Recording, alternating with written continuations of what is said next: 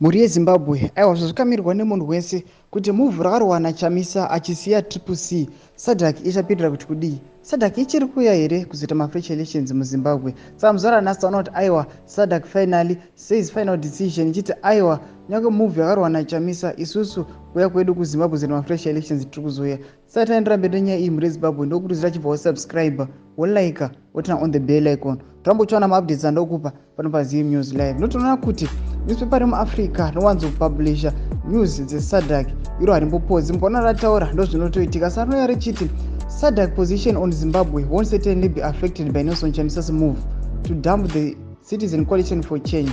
Their SIOM report on Zimbabwe elections is still there and still saying those elections were seriously flawed. Samhuri yeZimbabwe ndozvirikutaurwa neAfrica Digital Wind ichiti aiwa position yeSadc neSIOM report iri kuti aiwa maelections akaitika muna 2023 anga asiri fair, anga asiri free elections uye haana wasakumita the standard. Saka position yeSadc vachiri kungoya muZimbabwe ziri mafresh elections uye nekuda kwekuti Chamisa nyange Chamisa akanosiya pati yeTSHABANGU achida kufoma imwe pati nyange akaifoma asi vari kuti aiwa kuZimbabwe kuzoita mafresh elections. Saka mhuri yeZimbabwe pinda mucomment section medu mupotudza mafungiro enyu munoti kudii pamusoro penyaya iyi.